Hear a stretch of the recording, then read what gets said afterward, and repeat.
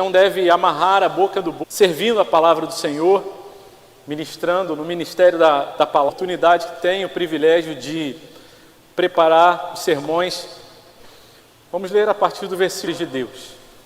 Como filhos amados, não usem linguagem que se diz despeito. Meus irmãos, na semana passada, compartilhei a deusa Diana, a grande mãe dos Efésios, aquela que era provedora, que dava vida, que era a deusa da fertilidade. Toda a vida da cidade de Éfeso, ela girava em torno daquela adoração. Essa carta que nós temos.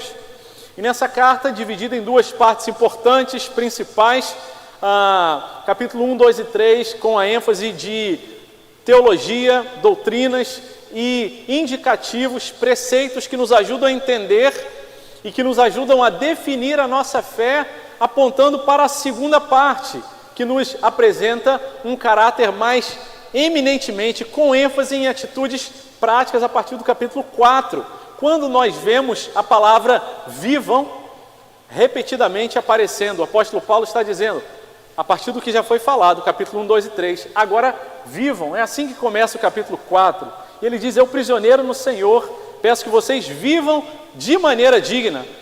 O povo de Éfeso vive como adorando a deusa Diana, e a vida deles gira em torno daquela adoração. A vida de vocês deve girar em torno da vocação do chamado, daquilo que Deus fez na vida de vocês.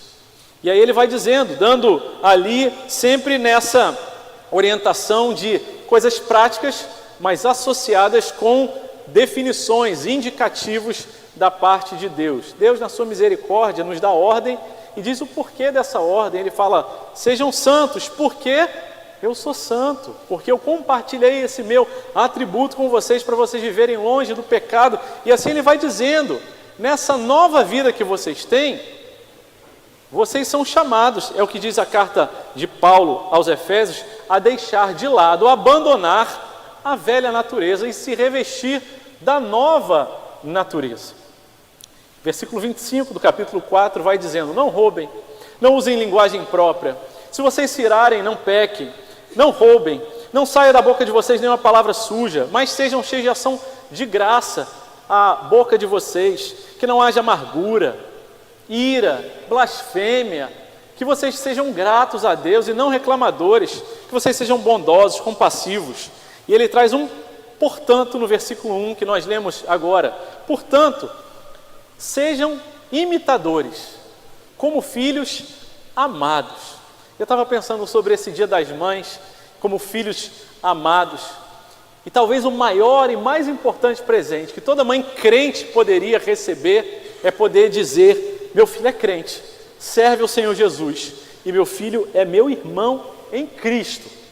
Mais do que jantares, cafés da manhã, viagens, joias, presentes. Não há presente mais valioso para uma mãe, para um pai, do que saber, meu filho ama e serve o Senhor Jesus, é comprometido. Acompanha, muito possivelmente está assistindo agora, Dona Maria do Socorro, lá em Fortaleza, e de vez em quando ela manda uma mensagem, meu filho, graças a Deus pela mensagem de hoje, estou orando pela sua vida, e isso é tão bom, esse carinho, essa filiação, e esse tipo de amor também o apóstolo Paulo tinha pela igreja de Éfeso, e ele diz, vocês são filhos amados. Deus não é uma mãe, ele é apresentado na figura de pai, mas há um amor de filiação, de adoção, e porque fomos adotados por Deus, porque temos esse novo status, devemos viver como filhos amados. E ele vai apresentando ali, a partir do versículo 3, uma série de ordenanças que vão intensificando e aprofundando a ideia. No versículo 3, ele diz que a imoralidade sexual e toda impureza não sejam sequer mencionadas. Ele começa na área mais geral, que nem sequer mencione. É claro que vocês também não pratiquem, mas sequer vocês mencionem. Depois, versículo 4, não usem linguagem grosseira, que não mencione, não passe, e também a linguagem de vocês não envolva grosseria, não envolva impureza, avareza.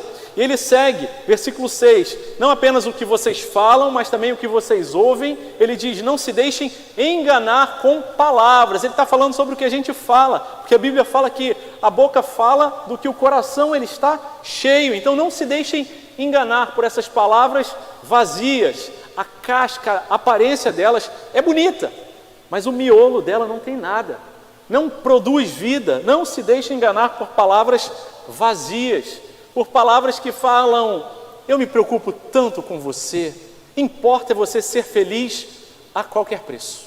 Palavras vazias, é o que o apóstolo Paulo está dizendo, porque a ira de Deus vem sobre os filhos, outra categoria de filhos, filhos da desobediência. E ele segue no versículo 7, ele falou lá no começo, que não seja mencionado, que vocês não usem linguagem, que vocês não sejam enganados, e ele diz que vocês não participem daquilo que eles fazem, não só falem, mas não participem. E ele aprofunda a coisa quando no versículo 11, o que vamos expor nessa manhã, ele diz: não sejam cúmplices das obras infrutíferas. E aqui a gente começa a segunda parte dessa mensagem: como devem viver os filhos da luz. Nós já ouvimos nas semanas anteriores, do versículo 3 até o versículo 10, e hoje, a partir do versículo 11, primeira coisa, que os filhos da luz, eles não devem ser cúmplices, antes devem reprovar as obras das trevas. Versículo 11 diz: não sejam cúmplices nas obras infrutíferas das trevas. Pelo contrário, tratem de reprová-las, pois aquilo que eles fazem em segredo é vergonhoso. Até mencionar, a ideia de mencionar, falada lá no começo, é trazida novamente. A ideia aqui é, além de não participar, e talvez você não seja participante de uma obra das trevas, mas é aquele que fala: o problema é seu, e você acaba concordando por conta de uma omissão, ou você não se apresenta e não se posiciona ali dizendo: olha, isso está errado. E os filhos da luz, como são chamados no versículo 8, eles devem viver não se associando e não sendo cúmplices, aqueles que concordam aberta ou veladamente, que não se opõem às obras das trevas. A palavra ser cúmplice aqui, no original, é a palavra de ter comunhão com alguém, ter comunhão com as obras dessa pessoa. E atenção, o apóstolo Paulo, ele não está dizendo que a gente tem um chamado para uma vida isolada, monástica, onde a gente não tem contato com as pessoas, mas ele aponta: não sejam cúmplices nas obras infrutíferas. A mira está direcionada, o alvo, para as obras. Nós precisamos conviver com as pessoas e fazer diferença na vida delas, mas nós não podemos ser cúmplices nas obras. E ele nos chama: eu mesmo não estou. A gente acaba fazendo parte. Sim, temos muitas listas nas obras da carne. Ora, as obras da carne: discórdias, divisões, facções, invejas, bebedeiras, orgias e coisas fiscais da espiritualidade dos outros. Não. E ele diz: tratem de reprovar essas obras. Ou seja, eu sofri tantas pressões, eu fui injustiçado. O meu pecado é responsabilidade única e exclusiva da igreja. É só a igreja que pode não se... para você sair daqui com a pranchetinha para encarar os filhos da luz em determinadas ocasiões em que nós cola, porque eu sei que isso desagrada a Deus. Eu não vou ser beneficiado aqui no trabalho, mas eu preciso ser aceito. Eu não vou ser cúmplices das obras das trevas. Antes quando é registrado, mas Herodes, o tetrarca, sendo repreendido, a todas as outras ainda as obras das trevas significa pagar um preço. João, mulher do seu irmão. E a inspiração para a gente aponta para...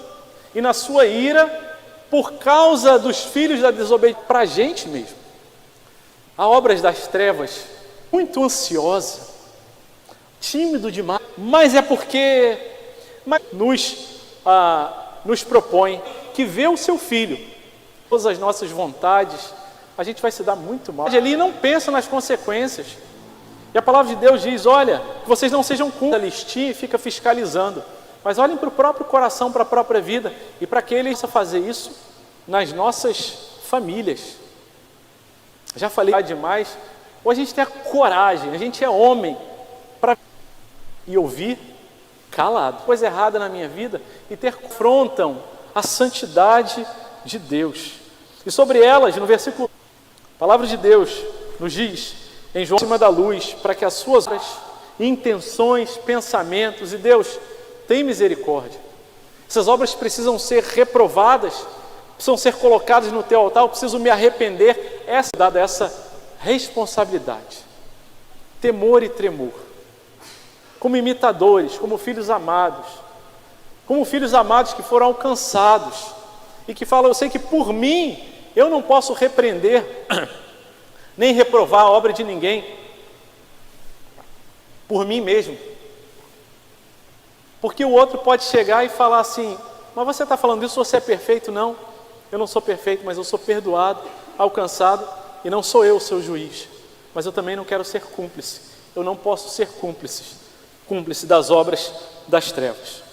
A palavra de Deus segue dizendo no versículo 12 e 13, aquilo que eles fazem em segredo é vergonhoso até mencionar, mas todas as coisas, quando reprovadas pela luz, se tornam manifestas, porque tudo que se manifesta é luz.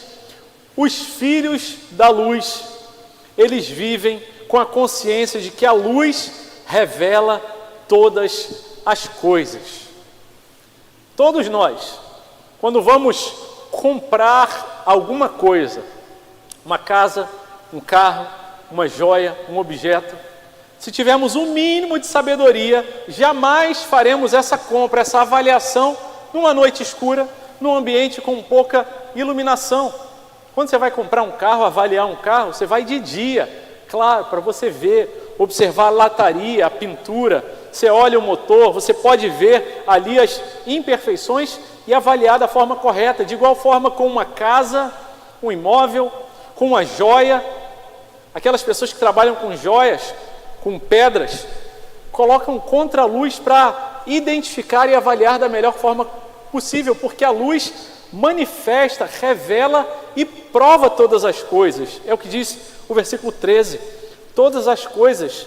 E ele diz, quando reprovadas pela luz, se tornam manifestas. E em grego também tem essa estrutura, exatamente nessa ordem, mas não era para manifestar e depois reprovar. O que a palavra de Deus está dizendo é, quando a gente traz a nossa vida para a luz, a gente é reprovado. E meus irmãos, por mais contrassensual que isso possa parecer, quando Deus nos prova, nós somos sempre reprovados, porque a gente conhece a nossa natureza pecaminosa, a nossa herança adâmica, e quando a gente é trazido à luz, quando a gente é exposto, quando a nossa vida é manifesta, a gente é reprovado, e aleluia, louvado seja o nome do Senhor, quando a gente tem essa consciência, porque se temos essa consciência, e temos tristeza no nosso coração por causa da consciência do nosso pecado, você pode ter certeza, essa consciência não vem de você, é o Espírito Santo de Deus quem traz isso. E se o Espírito Santo de Deus traz essa tristeza por causa das coisas reprovadas na nossa vida, naquilo que a gente age, naquilo que a gente faz, naquilo que a gente pensa, nas nossas intenções, nós podemos nos alegrar, porque temos um Deus que é um Deus que se ira, um Deus santo, mas também um Deus amoroso e misericordioso, que espera de nós reconhecimento, humildade e dizer, Deus, eu me rendo, eu não quero mais dar justificativas e desculpas, porque eu sou filho da luz, chamado para viver em santidade, abandonando a antiga natureza e vivendo a nova natureza. E não se enganem, Lucas capítulo 8, versículo 17 diz, não há nada escondido que não venha a ser revelado. E quanto antes a gente percebe o erro, a tristeza, a feiura na nossa alma, no nosso coração, e quanto antes a gente se arrepende, se quebranta diante de Deus, tão logo nós temos acesso ao agir transformador de Deus que já começou em nossa vida. Muitas vezes nosso coração é duro, teimoso, damos justificativas, as pessoas ao nosso redor chamam a nossa atenção, repreendem a gente, as pessoas que convivem com a gente, e a gente parece que vai endurecendo cada vez mais o coração. E feliz é aquele homem, aquela mulher que tem gente ao seu redor, no seu convívio, na sua família, no seu trabalho, que chega para você e diz, em amor, a verdade. Está ruim isso, não está agradando a Deus. Porque o pecado, quando a gente começa a praticar, ele vem como uma coisa que, se você é crente, ele causa inicialmente um certo desconforto. Poxa, até aquele peso na consciência, desagradei a Deus. Mas se você insiste, esse desconforto ele vai amenizando, vai anestesiando a nossa alma, a nossa sensibilidade, nosso coração. Daqui a pouco a gente está tão endurecido que a gente precisa de uma chacoalhada, que a gente precisa de alguém que venha e fale assim, ei, acorda, será que você não está vendo que você está indo para longe de Deus? Você está se escondendo atrás do seu jeito, da situação ao seu redor? As coisas, quando são trazidas à luz, são reveladas e mostram para a gente, como filhos da luz, que nós precisamos viver numa atitude de quebrantamento e de humildade diante do Senhor. A palavra de Deus nos diz que nós somos a luz do mundo. Por sermos a luz do mundo, nós precisamos iluminar os que estão ao nosso redor e contar com a iluminação do próprio Senhor Jesus. Mateus capítulo 5, versículo 14 diz, vocês são a luz do mundo. Não se pode esconder uma cidade situada no alto de um monte, nem se acende uma lamparina para colocá-la debaixo de um cesto, mas num lugar adequado, onde ilumina bem a todos os que estão na casa. A ideia é que a luz do Senhor que brilha na nossa vida precisa iluminar, manifestar cada canto da nossa caminhada, cada canto da nossa vida. E nessa ideia que nós já temos trazido aqui, desse processo de santificação que nós vivemos, em que já fomos alcançados pela graça de Deus, já fomos separados, mas ainda não chegamos à plena santificação e à glorificação, nesse processo, nessa caminhada, é que a luz se manifesta em nossas vidas. E nenhum de nós pode bater no peito e dizer, eu já sou perfeito. Não. E se Deus tem colocado situações nas nossas vidas para expor, para revelar, para deixar sair, para quebrar a nossa insensibilidade, louvado seja o nome do Senhor, porque somos filhos amados. E devemos ser imitadores e viver como filhos amados e como filhos da luz, não sendo cúmplices das obras infrutíferas, reprovando-as nas nossas próprias vidas, na vida daqueles que convivem com a gente, e lembrando que a luz do Senhor revela e prova todas as coisas. Versículo 14, o apóstolo Paulo, ele traz o seguinte, por isso é que se diz, desperte você que está dormindo, levante-se dentre os mortos e Cristo o iluminará. Esse texto, se você está com a Bíblia de papel, não sei se nos aplicativos também aparece entre aspas, tal qual o texto do capítulo 4, versículo 7, quando ele diz, por isso se diz, quando ele subir às alturas, e segue assim. Dizem os comentaristas que muito provavelmente o apóstolo Paulo está se referindo a Isaías capítulo 60, que diz, levante-se, resplandeça, porque já vem a sua luz e a glória do Senhor está raiando sobre você.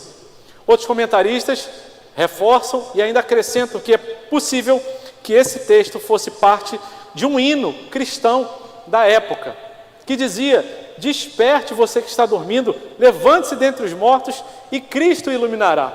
E por que o apóstolo Paulo, nessa linha de raciocínio que ele vem desenvolvendo, não mencionem, não usem linguagem grosseira, não participem, não se tornem cúmplices, reprovem, parece que ele é invadido por essa grande verdade, esse maravilhoso e precioso indicativo da teologia do chamado eficaz de Deus.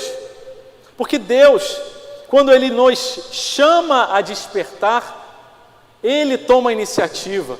E o apóstolo Paulo está dizendo, olha, vocês podem viver como filhos da luz, porque vocês antes eram filhos da desobediência, eram filhos das trevas, eram cegos, estavam mortos espiritualmente, mas a palavra de Deus já veio sobre vocês e disse: desperta, porque a palavra de Deus, ela é eficaz, é palavra cheia de vida, não vazia, mas cheia de vida. É a palavra que criou todas as coisas. Quando no princípio Deus criou todas as coisas, Ele disse: haja luz. Pela palavra dele, Ele criou a luz e criou todas as coisas que vão sendo descritas em Gênesis no capítulo 1. E quando aqui é relatado: desperte você que está dormindo, o apóstolo Paulo está dizendo: vocês, filhos da luz, se tem alguma coisa na vida de vocês que ainda está adormecida, que ainda é trevas, que ainda é cúmplice das obras da carne, temos uma boa notícia. O nosso Deus misericordioso tem uma palavra para você: desperte, acorda.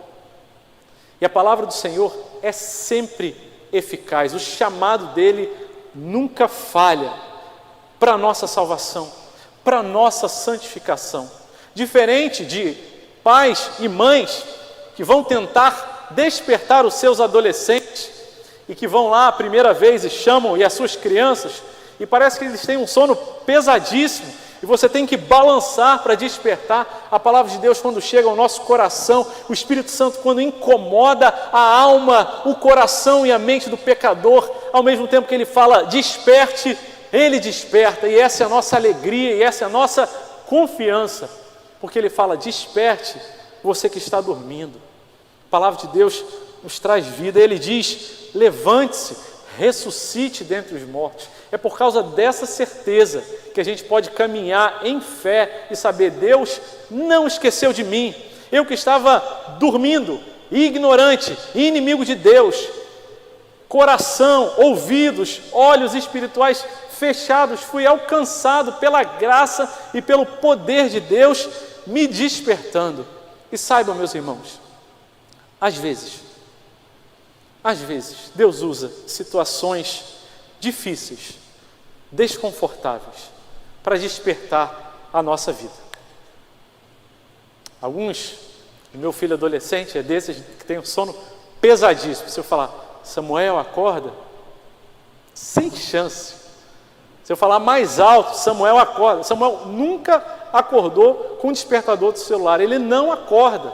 Eu tenho que ir e balançar ele com algum vigor, e aí ele dá aquela despertada meio assustada, e aí ele levanta. E Deus às vezes faz isso com a gente, usa situações desconfortáveis, ruins, sofrimentos, dores, injustiças, abandonos, situações da nossa vida que a gente fala: Deus, por quê? E na soberania dele, no seu eterno decreto, na sua boa vontade, no plano que ele tem para a gente, ele nos desperta, usando situações e às vezes pessoas que trazem desconforto para a gente, que a gente fala: não gosto de estar com essa pessoa, eu não quero conviver com esse colega de trabalho, com esse vizinho, com esse parente. Essa situação tira do meu coração aquilo que é mais feio, e a minha reação e a percepção da minha reação é o despertar de Deus para eu ver que eu preciso ser acordado, vivificado, regenerado em alguma área da minha vida que parece que ainda está amortecida. A palavra de Deus diz: desperte você que está dormindo, levante-se dentre os mortos. C.S. Lewis, ele tem uma frase que diz: Deus sussurra em nossos ouvidos através dos prazeres que nós temos. Ele fala a nossa consciência de forma mais branda, mas ele clama e grita por meio da dor. O sofrimento é o megafone de Deus para despertar o homem amortecido e ensurdecido. E muitas vezes é no dia da angústia, da tribulação, da privação, da injustiça, no dia em que as forças parecem faltar, no dia que a gente lembra e toma novamente consciência, sendo despertado, que a gente não está, nem nunca esteve no controle da nossa vida. É nesse momento que o megafone de Deus nos desperta. E talvez você esteja passando nesses dias sofrimentos, e talvez você tenha perguntado: Deus, por quê? Deus, que difícil.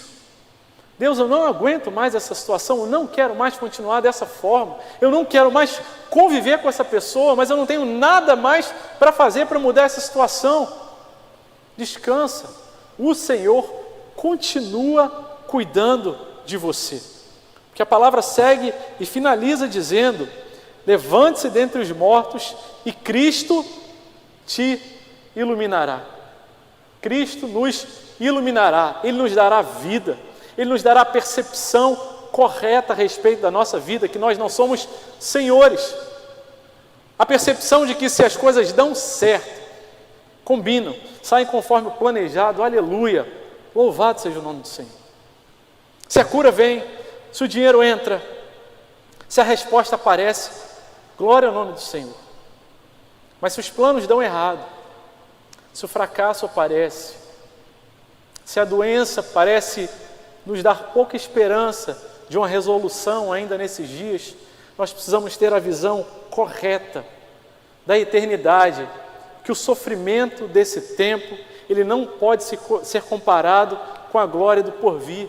E é por isso que crentes, diante dos últimos dias de vida, do sofrimento, da falta de esperança, do desengano, podem ter paz no coração. E quando a palavra de Deus diz: Cristo te iluminará, significa dizer, Ele vai iluminar, nos ajudar a fazer a correta avaliação da nossa vida e vai nos usar como luz. O termo original diz que vocês brilharão, serão brilhados, mas vocês também serão luz na vida dos outros. Cristo os iluminará como corpos celestes que iluminam a vida dos outros também. Isso não significa dizer que tudo vai dar certo, mas significa dizer que, dando certo ou não saindo conforme nosso planejado, o Senhor nos iluminará, não nos deixará perdido, sem referências, sem a orientação do Espírito Santo de Deus. Como é que a gente sabe que a gente foi iluminado, que a gente é filho da luz? Em algum tempo eu lembro dessa história, eu sempre coloco no meu esboço, sempre esqueço de compartilhar. Mas há uns 5 anos atrás, meu irmão, ele é 4 anos mais velho que eu, ele teve quando criança uma oxigenação comprometida na hora do parto, e ele nasceu com algum comprometimento de cognição, e ele, até hoje, ele mora com a minha mãe, e a minha mãe cuida dele e tal. Ele é especial, 4 anos mais velho do que eu, e há uns 5 anos atrás ele sofreu uma convulsão, e ele foi internado, e eu fiquei tão triste, porque é um homem 4 anos mais velho do que eu, mas é como se fosse um menino, em termos cronológicos de desenvolvimento mental. E aí ele ficou no CTI sozinho, coração apertado, e eu estava no campo missionário, e ali, longe, minha mãe mora em Fortaleza, e aí ele foi para o CTI, e aí foi medicado, foi diagnosticado, cuidaram dele, e eu fui criado pela minha mãe, meu pai e uma senhora, a madrinha. Ela me batizou quando eu era católico, mas ela é da família, me criou desde que eu era pequeno, a Toinha. Com a graça de Deus, um dia vocês vão, o nome dela é Antônia, mas se eu chamar ela de Antônia, ela briga comigo, tem que dizer que é madrinha, no máximo Toinha.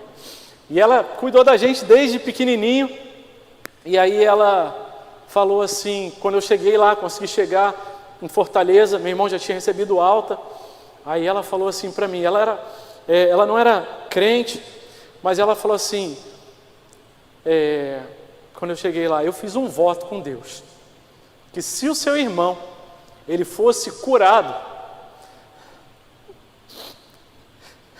eu ia entregar a vida para Jesus, e ele foi curado, ele está aqui, e agora eu sou crente, eu entreguei minha vida para Jesus. E aí eu falei, que bom, que alegria saber disso, tal, minha irmã em Cristo. Mas aí vem aquela pergunta do pastor, mas madrinha, se ele não tivesse sido curado?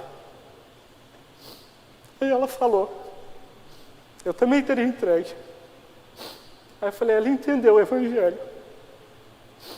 Quando tudo dá certo, Ele é Deus. Quando não dá, Ele também é Deus. É bom e cuida da gente. Nos fala, levanta, desperta. Ele nos ilumina. Ele caminha junto com a gente. E nós somos filhos amados. Somos filhos da luz, chamados a viver na luz, dirigidos por Ele, cuidados por Ele, para ser usados por Ele, para iluminar a vida de outras pessoas. Quer tudo deu certo, quer as coisas não saem como a gente planejou.